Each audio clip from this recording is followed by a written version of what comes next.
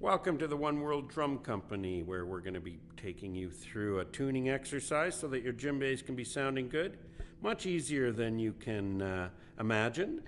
So follow along. We have 3 drums here, and each of these drums are in various different stages of tuning. The first drum on my left has yet to be tuned and has only the uprights. These uprights need to be as tight as you can possibly get them before we start putting in the diamonds or the horizontal ones. The second drum in the middle, it shows you how the lateral rope goes around for your first row.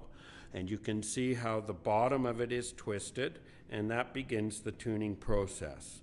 And finally, we end up on the other side, and that drum has been tuned up many rows, is at the top and will have to be undone and begun again. You'll also notice that third drum on the right is at the top of its tuning, and it has been rather poorly tuned. You would like to keep those lateral lines, the rope that's going around horizontally, much, much closer. All right, so follow along as we take you through these different stages to show you exactly how easy it is to tune a djembe.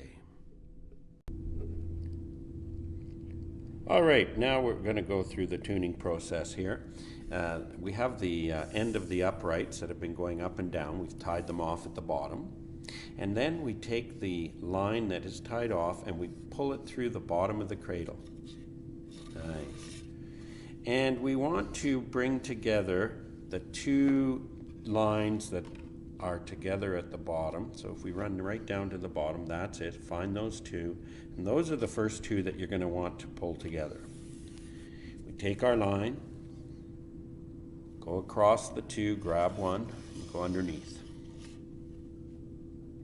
Now we come up through the middle and then go back underneath the 2 that you just came under. And then we give it a nice little pull, and boom, it is crossed. Now notice how we pull it down as far as we can. Very, very nice. Now we'll just roll it over, start again. We go over 2, underneath, and then back under the same 2 that we just did. Beautiful. And pull it down as far as we can. Okay, so we've done 2 of the knots, and now we will begin to do a third. Just to show you, we're going to get a nice close-up here. The rope is going to come in under the first line. That's it, nice. And over 2, up through the middle, and then back under the same 2 that you just went over. So it creates this S, it's a weave. And then you pull them, and you'll notice how we pull them sort of at the top, because it's a bit easier, and then we pull them down. That's the stuff, and we're trying to get it as low as we can, and we use a particular tool that comes from the boating industry, sailboats in particular, and it's a cleat, and you can get that generally at any sailboat or a company business, and that's all there is to it. And you see how this will travel all the way around. We'll do this until we get the right amount of tuning. In fact, you may end up going all the way around, and we're going to take you to the next stage, which is the second row. Once you're at the end of the bottom row, which you're seeing right here, you will begin a second row. Okay, so here we are on the second row. We're going to begin it now, and you can see how the first row, as we talked about, you go all the way around, and unless your uprights are extremely tight, it's not uncommon for you to have to put in 1 row of diamonds. If you have the right equipment, you can certainly get those uprights tight enough, but it's not usual. So now we come to the end right here. We've done 1 full row, and we have a few options. We can anchor it at the bottom cradle, as so. And this works. You can push it under there, and sometimes we do it because it is easier to get it under there.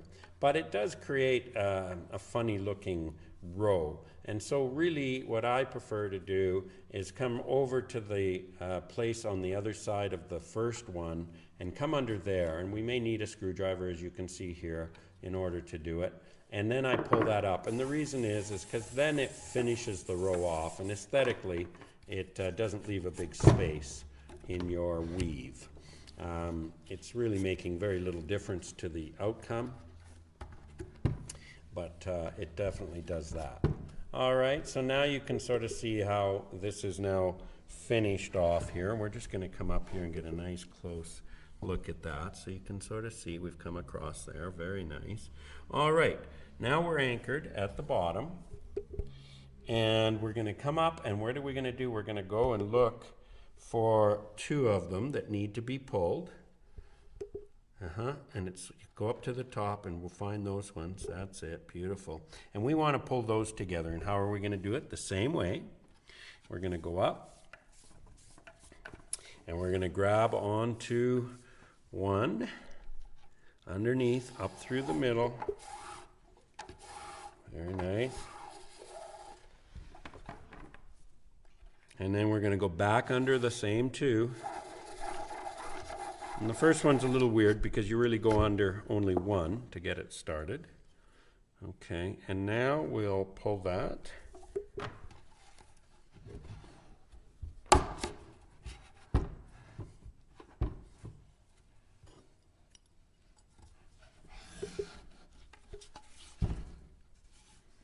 And pull it down. This is a good trick if you have a carpet and you want to pull it like this. We do that. We only do it where we have a nice smooth and soft place so we don't damage the skin, but it's nice because then you can just pull up and you can get it nice and low. Now see how low we've gotten this, and this is the trick. You really do want to try and make sure you've got it very, very low. Well, now our next one, we're going to come over two and under one.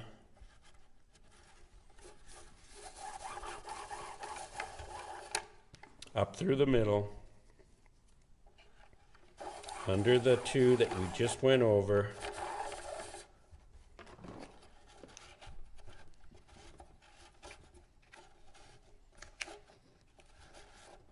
nice, and we'll just pull that, and we've hooked it, very nice, and now pulling it down.